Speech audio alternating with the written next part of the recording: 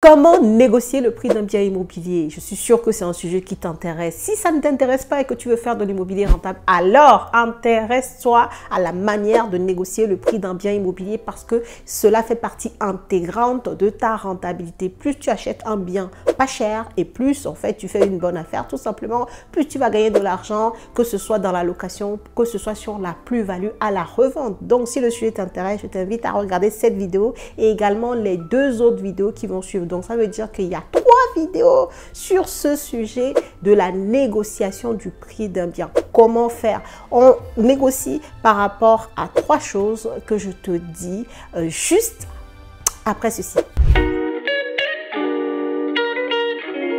Bonjour à tous et bienvenue sur cette chaîne destinée à l'investissement immobilier. Je suis Céline Médéou, épouse d'Orido. Je suis immopreneur, une personne qui fait du business avec l'immobilier, qui gagne véritablement de l'argent tous les mois. Et c'est ce que je t'apprends à faire au travers de mes contenus sur cette chaîne, également au travers de mes formations et de mes accompagnements. D'ailleurs, une nouvelle phase d'accompagnement sur le dernier semestre de 2023 est ouverte. Donc, si tu veux être accompagné, être suivi pas à pas pour investir dans l'immobilier locatif, alors je t'invite à cliquer sur le lien en description de cette vidéo pour prendre rendez-vous et échanger sur ton projet. Fais-le si tu as une situation professionnelle stable, que tu as un peu d'épargne et surtout que tu es déterminé à réaliser ton projet immobilier. C'est très important. Parenthèse refermée. Donc, si le sujet de l'immobilier t'intéresse, peut-être tu n'es pas encore prêt pour rentrer dans un accompagnement, pour te former et te faire guider pas à pas, je t'invite néanmoins à t'abonner à la chaîne si ce n'est pas encore fait, à activer ta cloche de notification. Et deuxième chose, regarde dans la barre de description de cette vidéo, tu trouveras déjà des choses complètement gratuites mais à haute valeur à ajouter, notamment les 10 commandements de l'investissement immobilier rentable qui est un petit e-book qui va te donner énormément d'informations. Donc, je t'invite à aller regarder et télécharger ton e-book complètement gratuit. Alors, comme je le disais dans l'introduction de la vidéo, on va voir aujourd'hui comment négocier le prix d'un bien immobilier. Et comme je te disais aussi, c'est un élément important en fait de ta rentabilité. Et il faut savoir qu'il y a 3 sujets sur la négociation. Il y a le type de vendeur qui te permet de savoir que le bien est négociable. Il y a le type d'investissement, même le type de bien immobilier, et enfin il y a la manière de négocier le bien une fois que tu as déterminé les types de biens que tu peux négocier, une fois que tu sais les vendeurs en face de qui tu sais qu'une négociation est possible, enfin c'est comment négocier concrètement. Donc ça fait 3 sujets qu'on va voir dans 3 vidéos, celle-ci et puis les 2 prochaine vidéo. Donc reste connecté, active ta cloche de notification, abonne-toi à la chaîne pour ne pas rater ces sujets aussi centraux pour l'investissement immobilier rentable. Alors comme je disais, on va aborder donc le premier thème sur cette vidéo, ce sont les types de propriétaires, les types de vendeurs où tu te dis ok, si je suis en face de ce type de vendeur, c'est que le bien est potentiellement négociable, c'est que je peux négocier parce que ce type de vendeur, ils sont plus disposés à écouter, à entendre une négociation du prix de leur bien.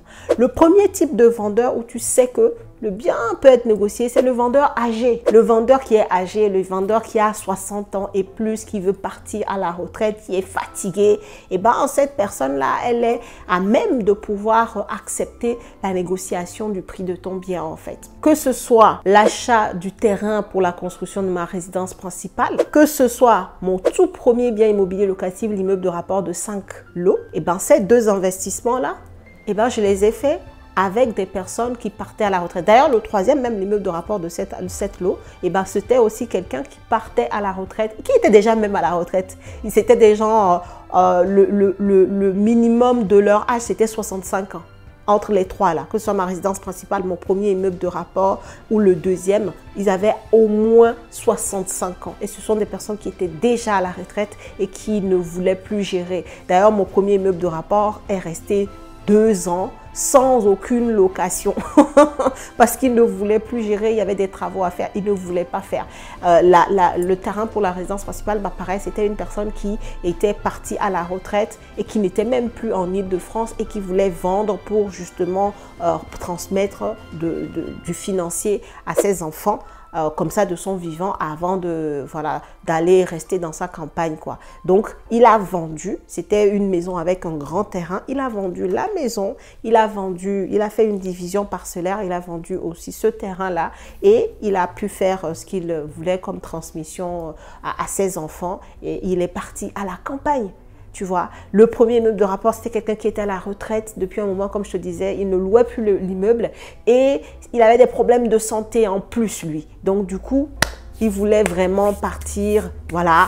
Donc, le prix à la base de cet immeuble-là, c'était 180 000 € et pour autant, j'ai pu négocier 25 000 € encore en dessous. Sachant qu'à 180 000 €, il était déjà en dessous des prix au mètre carré du secteur. Et j'ai pu négocier de 25 000 € en plus parce que c'est un vendeur négociable. C'est un vendeur qui est prêt à entendre la négociation parce que c'est un vendeur qui a envie de vendre. Il veut vendre, il veut vendre. Il n'est pas dans les discussions, il veut vendre. D'accord? Mais il ne veut pas brader non plus. Il veut vendre à un bon prix. Bon, même si le prix est un peu moindre, que ça lui convienne, il veut vendre. D'accord? Donc ça, c'est important. Et on va le voir par la suite aussi, le pourquoi.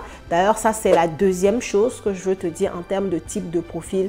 Ce sont des vendeurs qui possèdent en fait leurs biens depuis plus de 15 ans. Tu vois, ces personnes que je viens de te citer là, les retraités, parce que très souvent, je ne dis pas que c'est l'ensemble, mais la majorité quand même, ce sont des personnes qui possèdent leurs biens depuis bien longtemps. Qu'est-ce que ça veut dire, quelqu'un qui possède son bien depuis longtemps? Peut-être que tu l'as deviné. Ça veut dire tout simplement qu'il a déjà payé tout ou une grande partie de sa mensualité de crédit. Quelqu'un qui n'a plus beaucoup de mensualité de crédit à payer ou bien qui a déjà complètement payé. En tout cas, moi, dans mes cas, dans les cas que j'ai eu, les trois là, de retraités, ce sont des personnes qui avaient zéro crédit sur leur bien immobilier. Zéro, ils avaient zéro crédit. Donc forcément, quelqu'un qui possède son bien depuis 15 ans et plus, c'est une personne qui a déjà payé la majorité de son crédit immobilier. Donc en plus, on sait très bien que dans l'immobilier, très souvent, si on entretient son bien, le bien va prendre de la valeur avec le temps. Donc ça veut dire que la personne a payé déjà la majorité de sa mensualité de crédit et son bien a peut-être pris de la valeur avec le temps. Donc elle sait que de toute manière, elle ne doit pas de l'argent à quelqu'un. Donc, si elle vend même moins cher que le prix du secteur, elle n'a pas de perte en vrai. Elle n'a pas de perte parce qu'elle a gagné de l'argent toute sa vie avec ce bien-là. Elle a déjà payé ses mensualités de crédit. Si elle revend, c'est l'argent qui va aller dans sa poche et pas dans la poche de la banque parce qu'elle doit à la banque. Donc, elle est plus, on va dire, zen à accepter la négociation. Donc, c'est pour ça que c'est important. Tu vas voir quand je vais te lister les types, le type de bien, le type de vendeur. L'idée derrière, c'est que toi, tu poses la question, pourquoi vous vendez, depuis combien de temps vous possédez votre bien en fait. Voilà. Pourquoi vous vendez, depuis combien de temps vous possédez votre bien. Ça va te permettre d'avoir les éléments que je te liste dans cette vidéo. Donc, deuxième type de profil de vendeur, ce sont donc des vendeurs qui possèdent leur bien depuis longtemps parce que ces personnes-là, elles ne sont pas stressées par la banque. Elles ont payé la majorité du crédit, donc elles sont plus disposées à pouvoir entendre la négociation parce qu'elles ne sont pas tenues au cou par quelqu'un derrière, quoi, par un créancier, d'accord? Le troisième type de profil où tu sais que tu peux négocier, ce sont les personnes qui ont hérité. Les personnes qui ont hérité d'un bien immobilier, il faut savoir qu'il y a des personnes que l'héritage surprend. Et ça, très souvent, je dis aussi que c'est la faute de la personne qui transmet un peu, qui n'a pas vraiment préparé une succession. Parce que tu sais, une succession se prépare. Et je te le dis d'ailleurs, si tu es parent ou peu importe, que tu t'intéresses à l'immobilier, que tu veux monter un empire, pense à la succession, renseigne-toi auprès d'un très bon notaire. Les notaires sont de mais il faut qu'ils soient bons, ils sont de très bons conseils sur la succession. Renseigne-toi auprès d'avocats fiscalistes. Tu peux préparer ta succession.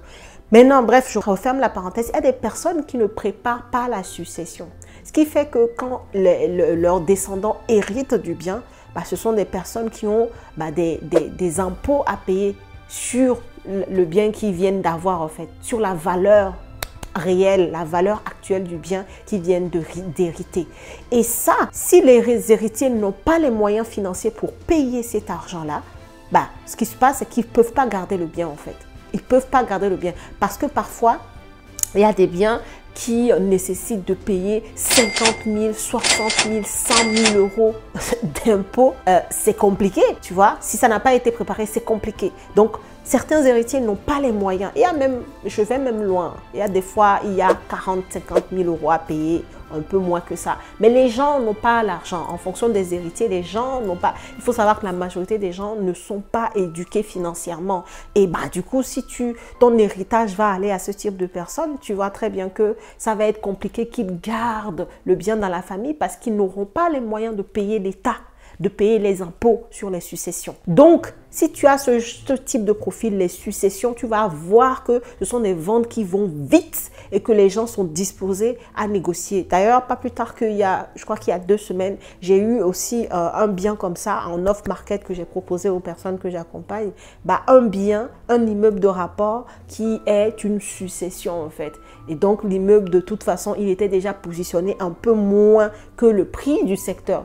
Pourquoi aussi? Parce que les gens qui héritent, ce ne sont pas des personnes qui sont au fait, très souvent, ils ne sont pas dans le marché de l'immobilier. Je ne sais pas si tu comprends. C'est-à-dire, ce ne sont pas des personnes qui connaissent l'immobilier, qui connaissent les valeurs. Bref, donc quand ils sont avec des agents immobiliers qui savent cette information-là, ces agents immobiliers, ils vont pas, voilà, ils savent qu'ils vont leur proposer le prix du secteur ou un peu moins parce que l'agent immobilier aussi veut vendre. Donc, il sait que si le bien est très bien positionné et sur le marché, eh ben, il va pouvoir vendre vite. Et comme la personne n'a pas l'idée, ils savent pas vraiment combien ça vaut, la valeur et tout, ils vont pas être très exigeants sur le prix. Et donc, ça veut dire que le bien est positionné mieux en dessous du prix. Et en plus, tu peux négocier parce que c'est pas leur bien. Ils n'ont pas transpiré. Ils ont une dette envers l'État à rembourser. Donc, ce sont des personnes qui veulent aussi vendre au même titre que les personnes âgées de tout à l'heure. D'accord? Donc, la succession, c'est un critère qui te dit que ces héritiers-là, si ce sont des héritiers, c'est possible qu'ils soient disposés à négocier le prix du bien qui t'intéresse. D'accord? 4e type de profil, là où aussi tu vas pouvoir te dire que le bien va être négociable, ce sont les personnes qui se séparent. Des personnes qui sont en pleine procédure de divorce ou de séparation parce qu'ils ne sont pas mariés. Il faut savoir que très souvent, les séparations ne se passent pas bien. Et quand on est en mode séparation, les gens veulent juste ne plus se voir, ne plus rien avoir à faire ensemble. Et donc, s'ils ont des biens immobiliers en commun, ils veulent vite, vendre pour que chacun prenne son chemin dans sa vie. Donc, les personnes qui sont en train de se séparer, c'est aussi des bons profils, entre guillemets, qui vont accepter la négociation parce que, comme je dis, ce sont des personnes qui veulent vendre. Chacun veut, peut-être qu'il y en a un qui va partir dans le sud de la France, l'autre qui va aller dans le nord. En tout cas, ils ne veulent plus avoir de contact. Ils veulent plus en fait avoir des choses à gérer ensemble. Or, si vous achetez un bien immobilier, très probablement, s'il y a des sujets à voir sur vos biens immobiliers, vous devrez être ensemble pour les régler. De toute façon, vous réglez les dettes ensemble, etc.